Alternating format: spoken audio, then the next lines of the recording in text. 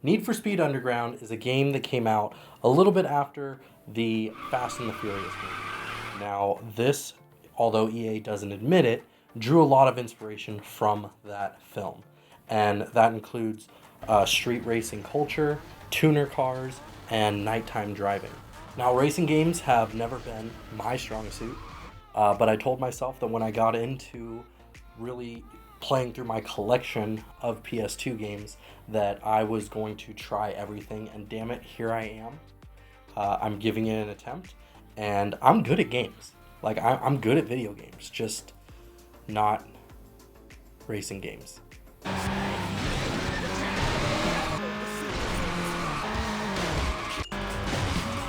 What is up, guys? I'm Heavy Dark, and today we're going to be doing first impressions of Need for Speed Underground for the PlayStation 2.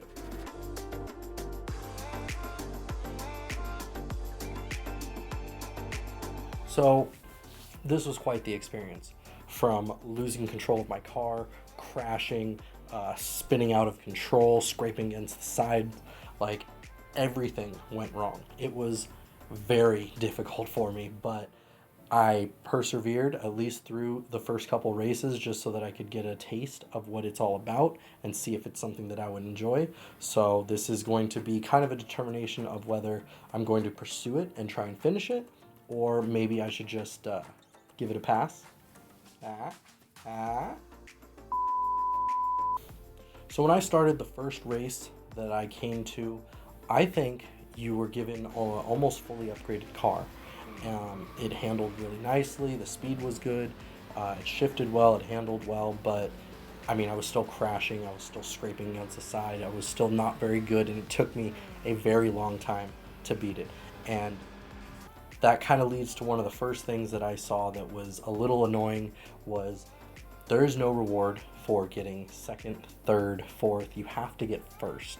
So there are some races that you have multiple races in one set, and if you get first place, then you get 3 points. If you get second place, you get 2 points. Third place, you get 1 point. And then it's the best points out of everything. So you can afford to get second or third in those types of races, but for the most part, you're not progressing, you're not winning, you're not doing anything unless you get first place. And I'll tell you, when you crash and you get behind by 8 seconds on the third or fourth lap, it's pretty much over. There's no way that you're going to make up that time. At least for me. I had the worst time. Whenever I would crash and get that far behind, I pretty much gave up. So me and the restart button, we became best friends.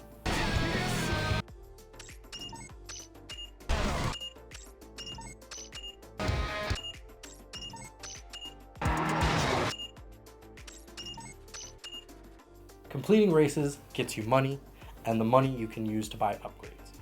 And the upgrades are unlocked after certain races, so you can get the first 3 types of upgrades after the first 2 or 3 races. Then you get the second set of upgrades, and they're all still tier 1.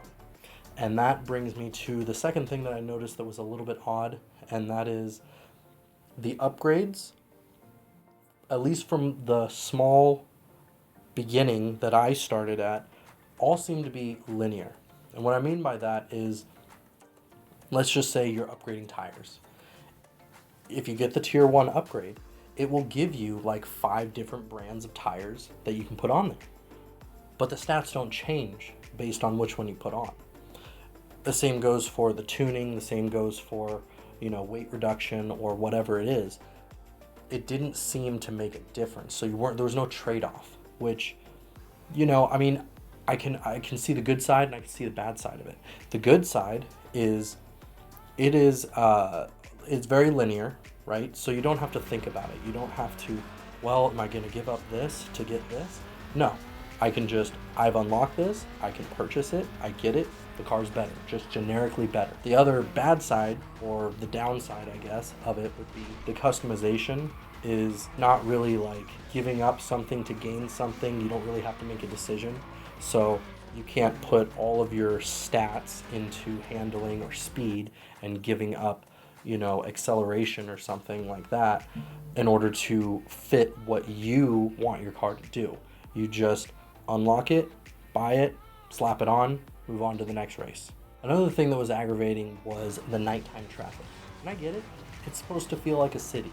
It's supposed to feel like, you know, nighttime in LA. And you got traffic going to and from your destination, and you're trying to avoid them.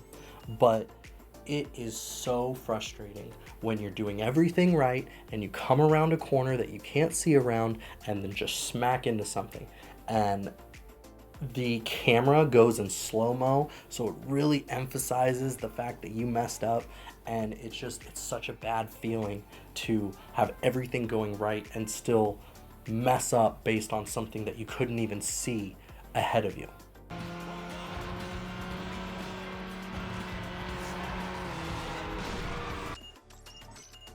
It was annoying that I would spend all this time restarting over and over again, memorizing the track, where the straights were so that I could catch speed, where the sharp turns were so that I could slow down, where I needed to drift, where I needed to take shortcuts, or where I could hit some jumps so that I can get style points, which improves your overall score.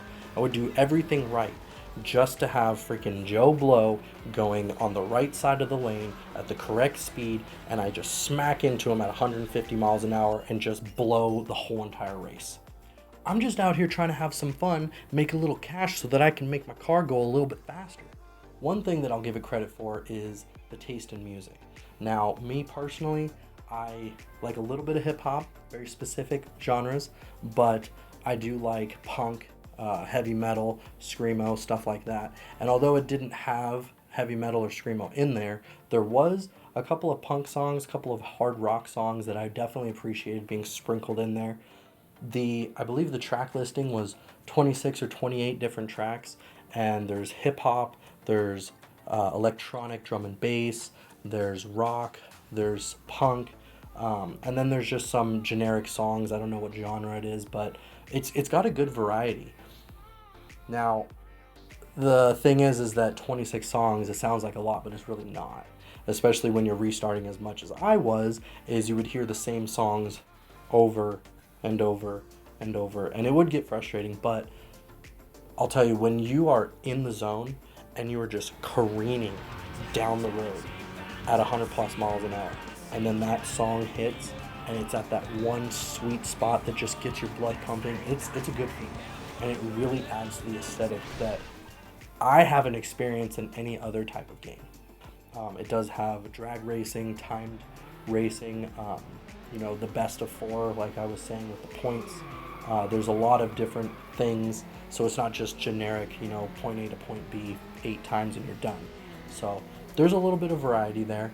The fact that you can pick some of these most iconic cars from this era it brings back nostalgia. I know that the people that I grew up with when I was a kid, they were into these tuner cars, and so it's kind of nice. Oh man, look, there's a Lancer. Oh, look, there's a Civic. Oh, whatever. And so it clicks something in your brain where you're just like, I've seen this on the street. I know somebody that has owned this. It's not like some supercar that, only rich people can own. It's something that is and was attainable when I was a kid. I think for me, I'm going to have to do this in small chunks. I think that this game is very difficult for somebody inexperienced like me. I did have to restart a race over and over and over again, and I beat it after 45 minutes. And there's 111 races, and I'm on 17. So if I have to spend 45 minutes to beat even one out of every 3 races, then I'm going to be here forever trying to beat this dang game. But if you're good at racing games, this has got a unique aesthetic. It's got sweet music, it's got really iconic cars, it's got a decent amount of upgrades, and they kind of have a story. It's not really a story, it's more of just people talking in the background, hyping you up for the next race, giving you a little bit of background on different characters that you're going against. The characters that you do see, the cutscenes that I saw was one lady that was introducing you to like the car scene, but that was like cutscene graphics, and then you have just the generic characters actually in the gameplay graphics, and their hands are clapping like this because they're all bricked together. It's actually kind of funny.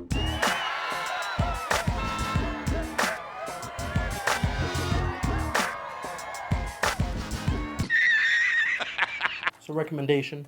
Yeah, I'm recommending it. I think that if I get better at it, then I'll enjoy it. I think that if I practice and I improve, that this will be a much more fun experience. If you're good at racing games, give it a shot. You know, try it out. It's got good music. It's got nice cars. It's got decent graphics. I mean, it's a fun game. I just suck at it. That's all.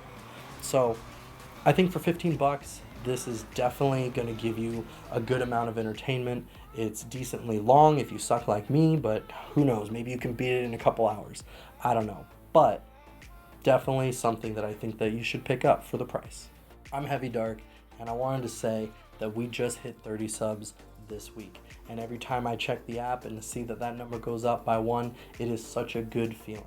And YouTube will let me stream if I can hit 100 subs. So if we can hit 100 subs, then, you know, I can push out more content and, you know, you guys can experience it live with me, and that would just be a dream come true. So any kind of support, even just a like or a comment so that the algorithm pushes it in front of more people, you know, anything that you can do to help is so much appreciated. Like I said, this has been a dream of mine to get to that point. So if you can help out, I'd be forever grateful. Anyway, I'm Heavy Dark. Catch you on the next one.